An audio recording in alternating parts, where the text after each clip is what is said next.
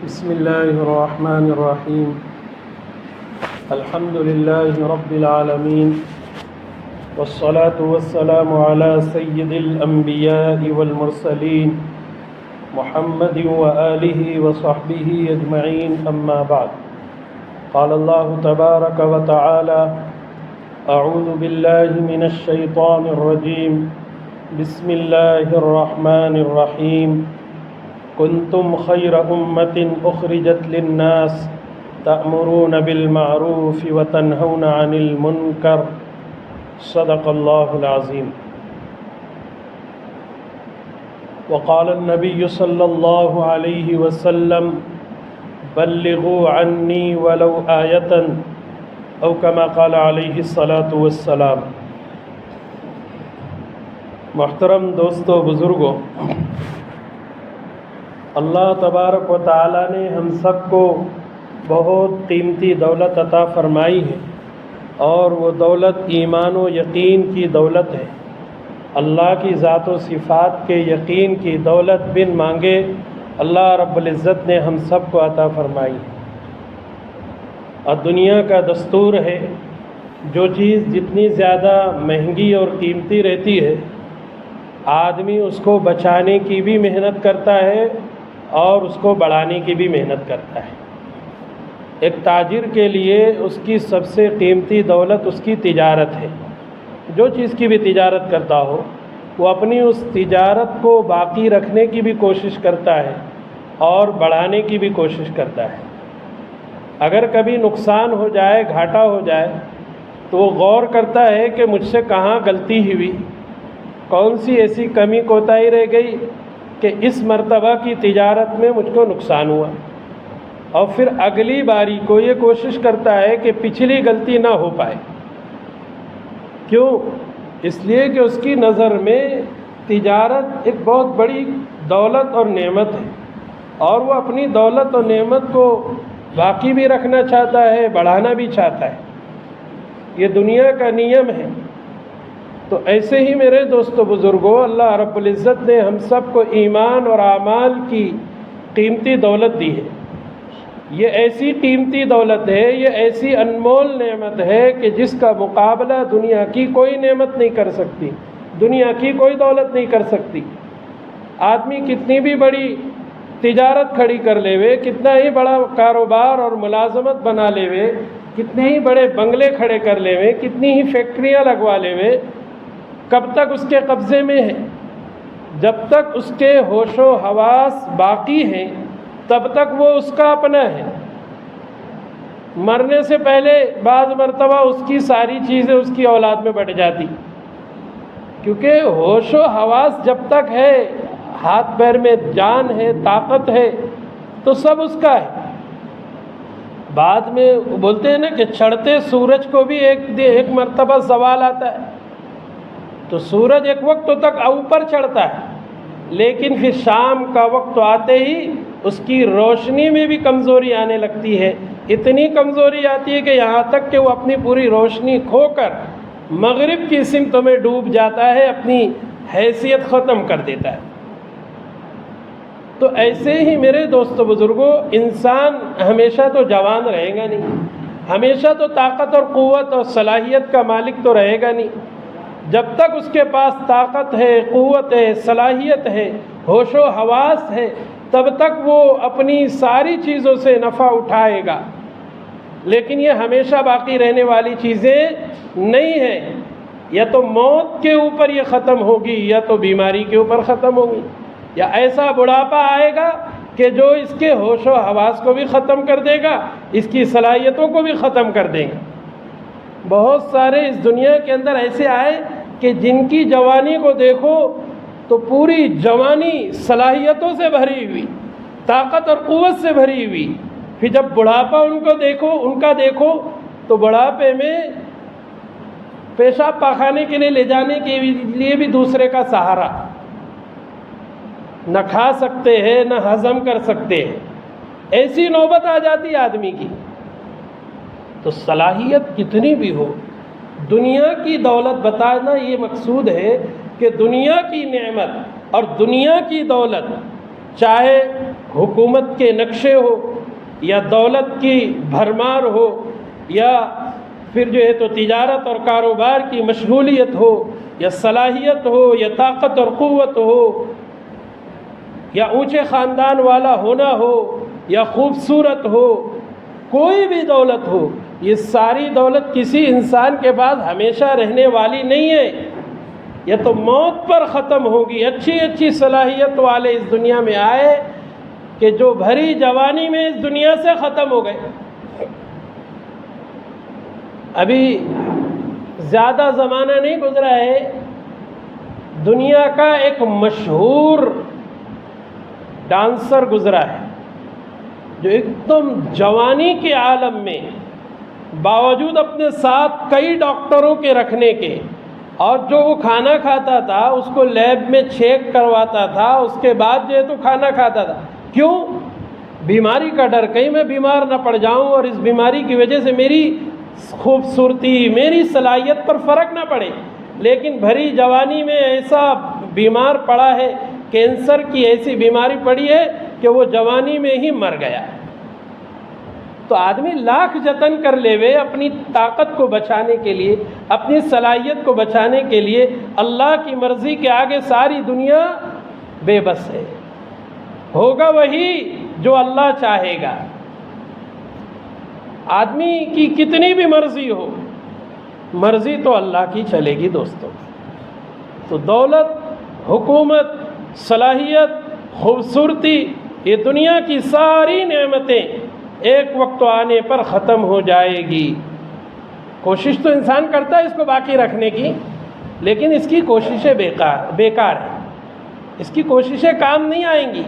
ایک وقت تک اپنی کوششوں میں کامیاب رہے گا، لیکن پھر دھیرے دھیرے یہ زوال کی طرف جائے گا، اپنے بڑھاپے کی طرف جائے گا، اپنی بیماری کی طرف، اپنی موت سے قریب ہوتا جائے گا، اور جیسے جیسے اپنی موت کے قریب ہوگا اس کی صلاحیتیں ویسے ویسے ختم ہوتی جائے گی۔ پھر زندہ بھی رہے گا تو اس کی اولاد اس کے کاروبار کو سنبھالیں گی، یہ ایک کنارے بیٹھا دیکھتا رہے گا۔ یہ گھر کے باہر نہیں نکل سکتا، کچھ صحیح سے کھا نہیں سکتا، ساری دولت ہے، ساری نعمت موجود ہے، لیکن تیز نہیں کھا سکتا، زیادہ میٹھا استعمال نہیں کر سکتا، زیادہ سخت چیز کھا نہیں سکتا، ساری نعمتیں چھن۔ تو دولت ہو کر بھی اس کے استعمال کی صلاحیت اس کے ختم ہو جاتی ہے، یہاں تک کہ نوبت آتی ہے وہ اس دنیا کو ہی چھوڑ کر چلا جاتا ہے۔ تو یہ حقیقت ہے دنیا کی دولت اور نعمت کی، جس کو بچانے کے لیے انسان دن رات ایک کر دیتا ہے، پورا جی جان لگا دیتا ہے۔ اور ایک طرف وہ نعمت ہے جس پر اللہ رب العزت نے دنیا کی بھی کامیابی رکھی ہے اور آخرت کی بھی کامیابی رکھی ہے، اور وہ نعمت کیا ہے؟ ایمان و عمل کی نعمت، ایمان کی نعمت، عمل کی نعمت۔ وہ نعمت ہے جو انسان کو دنیا میں بھی کامیاب کرے گی اور آخرت کے اندر بھی ہمیشہ کی کامیابی دلائے گی۔ دنیا تو ختم ہو جانی ہے دوستو، تو یہ وہ نعمت ہے جس کو باقی رکھنے میں انسان کامیاب ہو سکتا ہے۔ دنیا کی نعمت میں زیادہ کامیاب نہیں ہوگا، لیکن جب ایمان اور اعمال کی نعمت کو باقی رکھنے کی محنت کرے گا تو وہ اپنی محنت میں کامیاب ہوگا، یہ یقینی بات ہے۔ قرآن پاک کا فیصلہ ہے، وَمَنْ أَرَادَ الْآخِرَةَ وَسَعَى لَهَا سَعْيَهَا وَهُوَ مُؤْمِنٌ، کہ جو کوئی آخرت کے تعلق سے فکر کرتا ہے، آخرت والی محنت اور فکر کرتا ہے اور اس کے لیے کوشش کرتا ہے ایمان کی اور یقین کی حالت میں، تو فَأُولَٰئِكَ كَانَ سَعْيُهُمْ مَشْكُورًا، اس کی یہ محنت قابل قدر ہے۔ اللہ کے یہاں اس کی اس محنت کا اعزاز اور اکرام ہوگا، دنیا کے اعتبار سے بھی اعزاز ہوگا، آخرت کے اعتبار سے بھی اس کی محنت کا اعزاز ہوگا۔ تو بات میرے دوستو شروع یہاں سے ہوئی تھی کہ ہر دنیا کا انسان اپنی نعمت کو باقی رکھنے اور بڑھانے کی محنت کرتا ہے۔ اللہ رب العزت نے جو ہم سب کو نعمت دی ہے، اسے بھی باقی رکھنے اور بڑھانے کی ایک محنت اس امت کو دی ہے، اور وہ ایسی محنت ہے جو پچھلی کسی بھی قوم کو نہیں دی گئی۔ لیکن محنت ایسی ہے نا دوستو کہ اس محنت کے نہ کرنے کی وجہ سے جو ذمہ دار نہیں تھے ان کی بھی اللہ نے پکڑ کی۔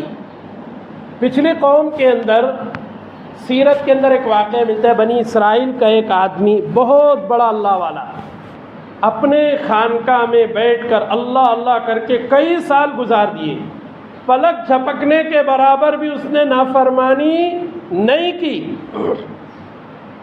اللہ تعالیٰ نے حضرت جبریل علیہ السلام کو حکم دیا کہ جاؤ اس بستی کو ان کی نافرمانی کی وجہ سے اٹھا کر پلٹ دو، ان پر عذاب کے لیے، نافرمان بستی تھی۔ حضرت جبریل علیہ السلام نے جب آ کر بستی میں دیکھا کہ پوری بستی گناہوں اور نافرمانیوں میں، لیکن ایک آدمی ایسا ہے جو اللہ اللہ میں لگا ہے، اللہ کو یاد کر رہے ہیں۔ آ کر واپس اللہ رب العزت نے عرض کیا ہے اللہ اس بستی کے اندر تیرا ایک بندہ ایسا ہے جس نے پلک جھپکنے کے برابر بھی ساری زندگی میں کبھی کوئی نافرمانی نہیں کی ہے، اگر عذاب آتا ہے تو پھر وہ بھی اس میں ملوث ہو جائے گا، وہ بھی اس میں پسا جائے گا۔ اللہ رب العزت نے فرمایا کہ اس بستی کو اٹھا کر اس عابد کے اوپر پٹک دو، یا روایت میں آتا ہے کہ اس بستی کو اس عابد کے ساتھ، اس بزرگوں کے ساتھ اٹھا کر پٹک دو، یعنی اب عذاب آئے گا تو سب پر آئے گا، وہ بزرگوں بھی بچیں گے نہیں۔ تو یہ دنیا کے اعتبار سے وہ عذاب میں گرفتار تو ہوئے، لیکن ان کی عبادت کی برکت سے آخرت کی کامیابی تو بہرحال ملے گی، لیکن دنیا کے اندر اللہ کے عذاب میں پسے جانا یہ بھی کیا کچھ کم نہیں ہے۔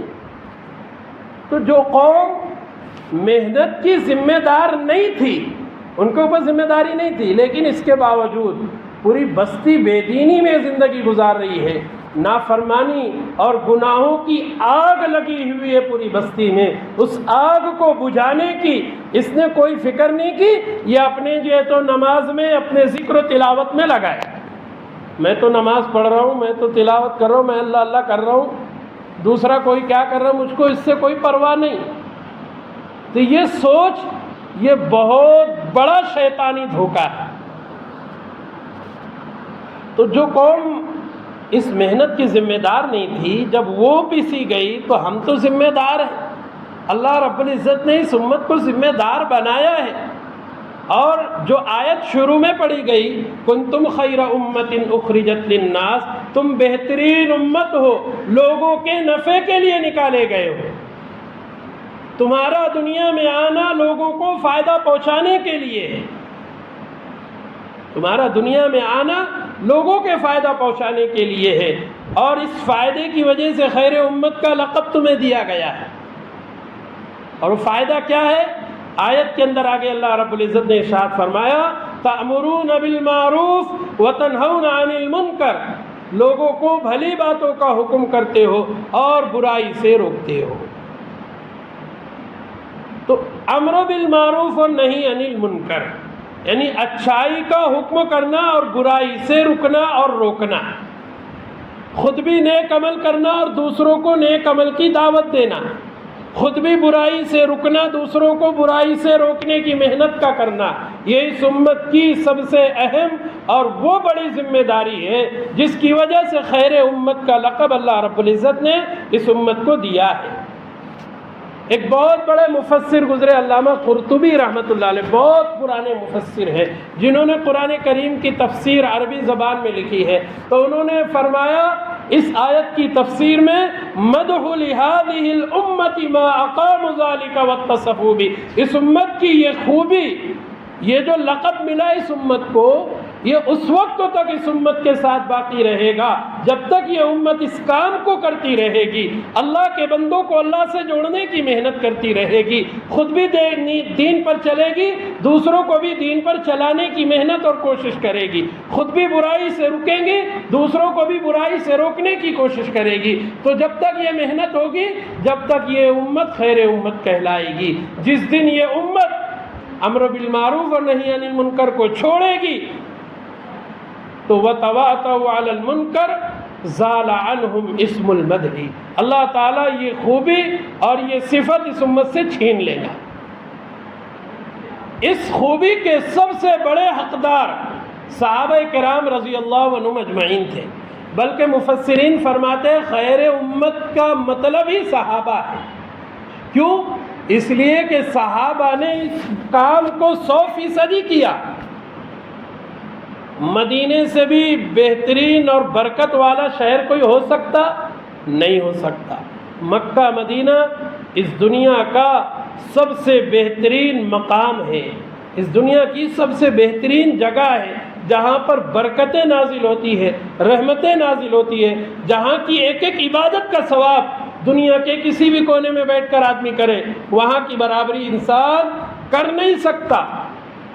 لیکن اس کے باوجود میرے دوستو دیکھیں، صحابہ کرام کی تعداد جب لگائی گئی اندازہ تو حجۃ الوداع کے موقع پر 1.25 لاکھ کے قریب صحابہ تھے۔ آج اگر ہم مکے اور مدینے میں جائیں گے، بلکہ پورے سعودی عرب کے اندر جا کر دیکھیں گے تو 8 سے 10,000 12,000 سے زیادہ صحابہ کی قبر وہاں پر نہیں ملے گی۔ 1 لاکھ سے بھی زیادہ صحابہ وہاں نہیں ہے۔ تو یہ کہاں گئے؟ حالانکہ علم کا سب سے بڑا مرکز، دین کا سب سے بڑا مرکز مکہ اور مدینہ، سب سے زیادہ برکت نازل ہونے کی جگہ، سب سے زیادہ رحمتوں کے نازل ہونے کی جگہ، جس جگہ نبی پیدا ہوئے، جس جگہ نبی نے محنت کی، جس جگہ نبی نے اپنی جان اللہ کے سپرد کی، جس جگہ کو جو ہے تو قرآن کریم کے اندر جس جگہ کی قسم کھائی گئی لا اقسم بہذا البلد، تو ایسی مبارک جگہ کو چھوڑ کر صحابہ کہاں جا سکتے؟ نبی سے سب سے زیادہ محبت تو صحابہ ہی کرتے ہیں، لیکن پوری دنیا میں صحابہ پھیلے۔ کیوں پھیلے؟ اللہ کے نبی صلی اللہ علیہ وسلم کے اس لائے ہوئے دین کو ساری دنیا میں پھیلانے کے لیے، اللہ کے بندوں کو اللہ سے جوڑنے کے لیے۔ کوئی کدھر نکلا اور کوئی کدھر نکلا، اور جو جدھر نکل گیا ادھر ہی اپنی قبر بنا گیا۔ یہ مزاج تھا صحابہ کا اللہ کے دین کے ساتھ، تبھی خیر امت کا لقب جو ہے تو ایسے ہی نہیں ملا۔ حضرت عمر ابن خطاب رضی اللہ عنہم فرماتے ہیں کہ اس آیت کی تفسیر میں کہ کنتم خیر امتن، یہ صحابہ کے بارے میں ہے، لیکن خیر امت کی کیٹیگری میں آنے کے لیے، خیر امت کے حلقے میں شامل ہونے کے لیے اس کا دروازہ بند نہیں ہوا ہے، قیامت تک اس کا دروازہ کھلا ہوا ہے کہ جو کوئی خیر امت میں شامل ہونا چاہتا ہے، اس حلقے میں شامل ہونا چاہتا ہے، جو کوئی یہ چاہتا ہے کہ وہ بھی خیر امت میں شامل ہو کر صحابہ والے اجر و ثواب کو حاصل کر سکے، تو اس کے لیے ضروری ہے کہ فَلْيُؤَدِّ شَرْطَ اللَّهِ مِنْهَا، اللہ نے جو شرط آیت کے اندر لگائی ہے اس شرط کو پورا کرے۔ بندہ اگر شرط کو پورا کرے گا، اللہ رب العزت خیر امت کی کیٹیگری میں اس کو بھی شامل کر دیں گے۔ اب یہ بھی خیر امت کہلائے گا۔ تو محنت صحابہ نے کی، خود بھی دین پر چلے اور دنیا کو بھی دین پر چلنے کی ترغیب دیتے دیتے دنیا سے چلے گئے، اور اس امت کو یہ پیغام دیا کہ اس دنیا میں دین و ایمان کی دولت اگر ہمیں ملی ہے تو یہ ہمیں اپنے تک محدود نہیں رکھنا ہے، بلکہ یہ دین و ایمان کی نعمت اپنے بھائیوں تک پہنچانا ہے، دوسروں تک پہنچانا ہے۔ اور سب سے بڑا نفع جو آیت کے اندر بیان کیا گیا نا، لوگوں کے نفع کے لیے نکالے گئے ہو، تو سب سے بڑا نفع دنیا کا کیا ہے کہ کسی اللہ کے بچھڑے ہوئے بندے کو اللہ سے ملا دینا۔ یہ سب سے بڑا نفع ہے کہ جس میں آخرت کی بڑی کامیابی چھپی ہوئی ہے، دنیا کی کامیابی بھی چھپی ہوئی ہے اور آخرت کی کامیابی بھی چھپی ہوئی ہے۔ تو اتنا بڑا نفع، اس سے بڑا نفع کوئی نہیں ہو سکتا۔ اس نفع کے حاصل کرنے کے پیچھے صحابہ نے اپنی زندگیاں لگا دی، اپنا گھر بار لگا دیا، سب کچھ قربان کر دیا، اور پھر جو ہے تو اللہ رب العزت نے انہیں نوازا۔ قیامت تک کے لیے اللہ کے ضابطہ ہے، خیر امت میں کوئی بھی شامل ہو سکتا ہے، شرط وہی جو آیت کے اندر بیان کی گئی کہ ہم کو خود بھی دین پہ چلنا ہے اور اپنے گھر والوں کو، اپنی بستی والوں کو، اپنے رشتہ داروں کو دین پر چلانے کی محنت کرنا ہے۔ یہ اس امت کی ذمہ داری ہے جو حجۃ الوداع کے موقع پر اللہ رب العزت نے اللہ کے نبی صلی اللہ علیہ وسلم نے اس امت کو دی تھی۔ جب سارے صحابہ موجود تھے، آپ نے ایک اعلان فرمایا، فَلْيُبَلِّغِ الشَّاهِدُ الْغَائِبَ، جو لوگ یہاں موجود ہیں ان کی یہ ذمہ داری ہے کہ وہ ان لوگوں تک میری بات کو پہنچائے جو یہاں موجود نہیں ہے۔ اس کی تفسیر علماء فرماتے ہیں کہ جن جن تک یہ بات پہنچے وہ ذمہ دار بنے گا آگے بات کے پہنچانے کا۔ اور پھر ایک جگہ اللہ کے نبی صلی اللہ علیہ وسلم نے فرمایا، بلغوا عنی ولو آیۃ، میری اگر کوئی ایک بات بھی تم جانتے ہو تو تمہاری ذمہ داری ہے کہ وہ اس ایک بات کو دوسروں تک پہنچانے کے لیے نقل و حرکت کرو، چلت پھرت کرو، اللہ کے دین کی محنت کو کرو، لوگوں تک اس بات کو پہنچاؤ۔ اسی مقصد کے تحت اور خیر امت کے اس نظام کو باقی رکھنے کے لیے آج کے اس دور میں قرن اول کی ایک محنت کو حضرت مولانا الیاس رحمۃ اللہ علیہ کی برکت سے اس امت کے اندر اللہ رب العزت نے زندہ فرمایا ہے۔ یہ اللہ کے راستے کی جو محنت ہے، 40 دن 4 مہینہ اللہ کی راہ میں نکلنا اور وقت لگا کر آ کر اپنے مقام پہ رہ کر روزانہ ملاقاتیں کرنا، روزانہ تعلیم کرنا مسجد میں اور گھر پہ، ہفتے میں ایک دن گشت کرنا، ہفتہ واری اجتماع میں شریک ہونا، یہ ساری دعوت و تبلیغ کی جو نقل و حرکت ہے، یہ اللہ کے دین کی وہ مبارک محنت ہے جس محنت کی برکت سے دین پر ہمارا چلنا بھی آسان ہوگا اور بستی میں دین کا پھیلنا اور پھیلانا بھی آسان ہوگا۔ اسی مقصد کے تحت دوستو، ابھی آئندہ ہفتے میں انشاءاللہ پیر کے روز مغرب کے بعد سے لے کر منگل کی عشاء تک کا پورے زون کا اجتماع ہے، یعنی منماڑ، نانگاؤں اور چاندوڑ، یہ پورے زون کا اجتماع ہے۔ اس اجتماع میں ہم خود بھی شریک ہوں، اپنے گھر کے جتنے احباب ہیں سب کو شریک کریں، دوستوں کو دعوت